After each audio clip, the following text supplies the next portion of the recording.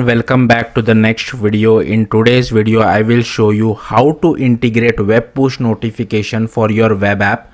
So let's first see the demo. So I have one button which asked for the notification permission. I already have that permission, so I'll just remove it for now quickly. Okay, I'll reload the app. So once this button is clicked, it asks for the notification permission. Also, once the notification permission is given, I make an API call to my backend server, which sends we need to generate one public key and private key. That's all I will say.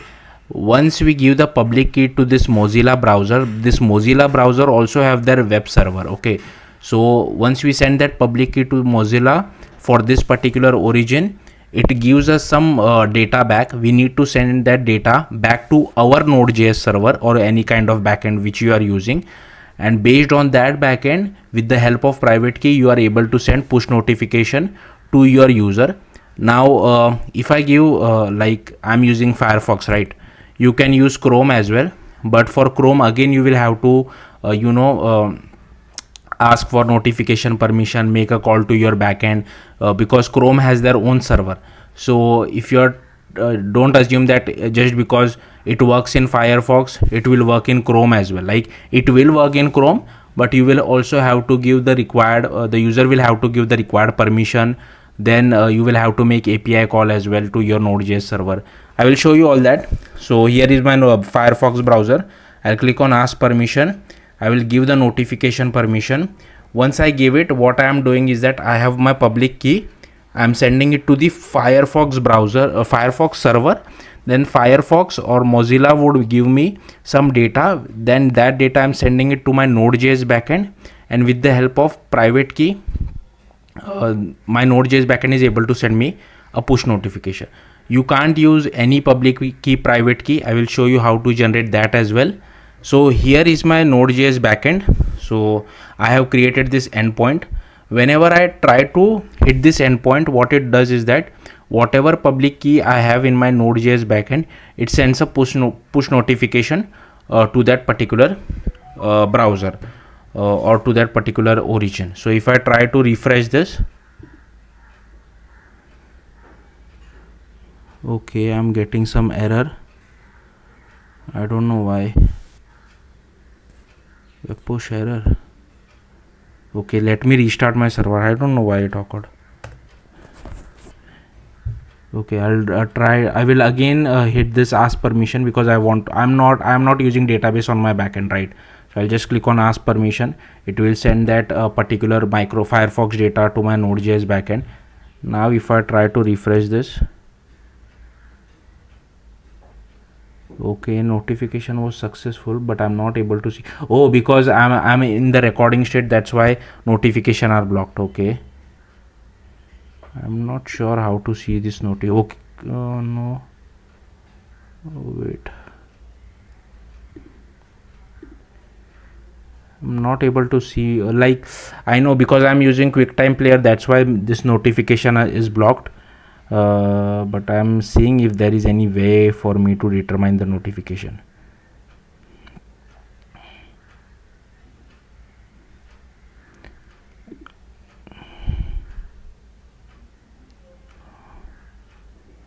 Okay, I don't think there is a way. What I'll do is that I will record it from my mobile phone and I will show it to you.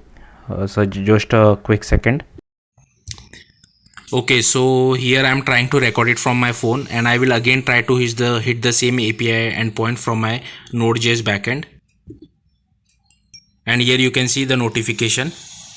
I'm sorry, it's not very clear, but it works. I will try to hit it again.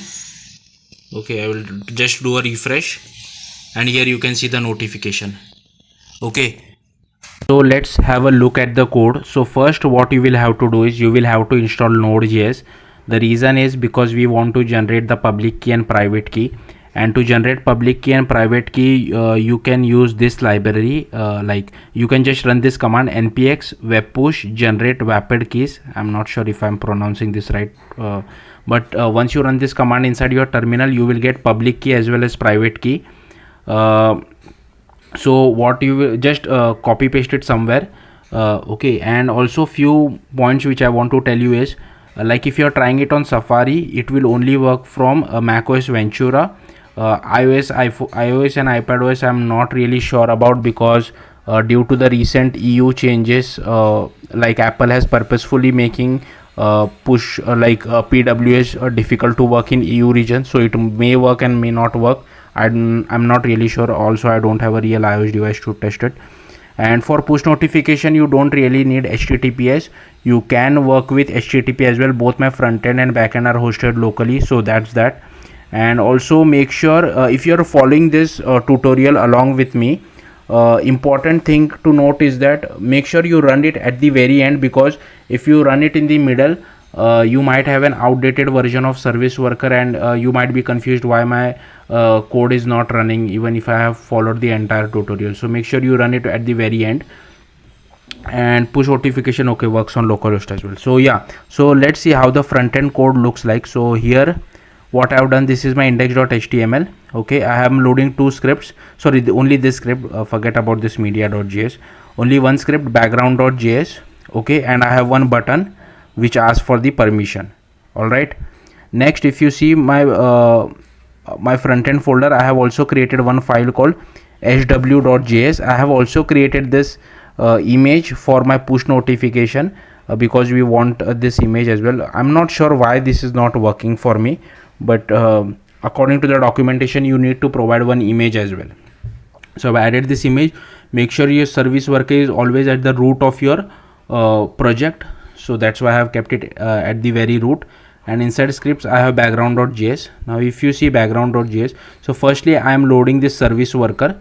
Then I have created two helper methods, one for converting the array buffer to base 64, and one for converting this URL base 64 to uint 8 array. Like I have just copy pasted it from Stack Overflow. The reason we require is because once we the data which we get from suppose if you are using Firefox browser, the data which you get from Firefox is in array buffer format, so that's not really usable, so we need to convert it. Okay, that's why I have written these two methods, again copy pasted it. Next, I have added one click listener to our button. Then I am first checking whether the show notification is available for your browser or not. If yes, then I am checking whether notification is available in your window or not. If yes, then I am requesting the permission, and if the permission is granted, then I am making sure our service worker is ready, because we are registering our service worker over here.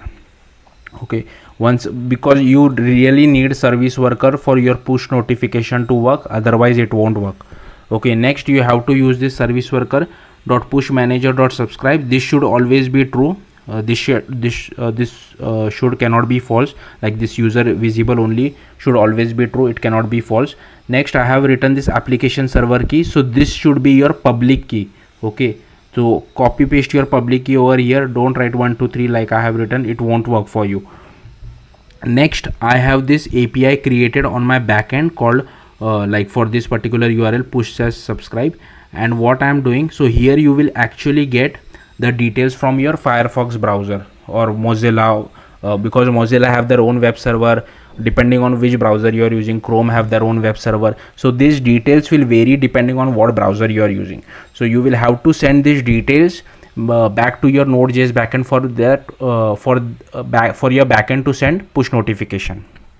Okay, so I'm sending those details. So here I'm sending it as an endpoint, and in keys I'm passing the auth as well as P256DH. I'm not really sure, like these are some security things and security keys, but yeah, you just have to use this. Okay, send it something like this, and yeah, that's it. Once I get these details, I'm sending it to my backend.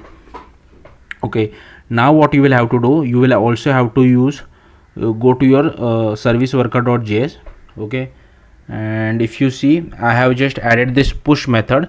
So this service worker will continuously listen for notification for your particular origin in your browser. Okay, so here I have set the notifications name as my app, change it whatever you want to, and inside body this is the actual text which you will send it from your Node.js backend.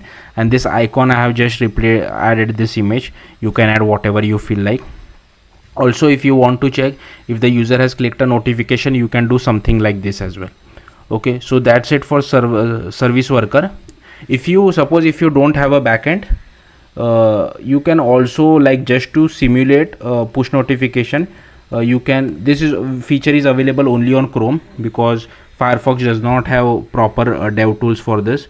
Again, like, this is only for testing purpose. You should not be using it for real use case. Like, for real use case, you should only be using a backend like I have created. Okay, so if you open your front end over here, and if you go to application service worker, I think I'll have to write 127 slash index.html. Why, I'm not sure why this is not, oh, slash front end. Okay,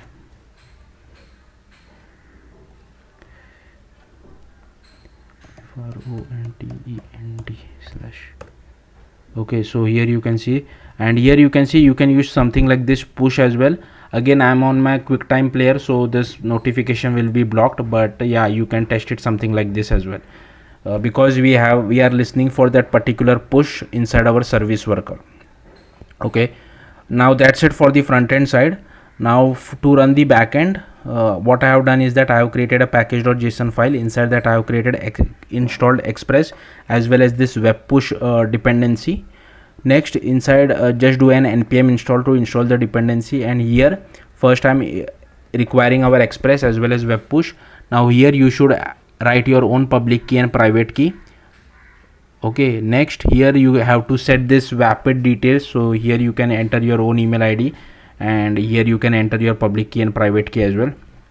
And then I'm creating our Express object, and this is again boilerplate code for Express. This is for CORS handling, so that I can call it from any origin from my front end. And instead of, because I don't want to make it complicated, I have just created one array or variable array, but in your case you should insert this data into your database. So once the front end calls this API, I'm getting the request data. From that I'm getting this endpoint and keys, and if you remember, we were sending those data, so endpoint as well as keys from our front end.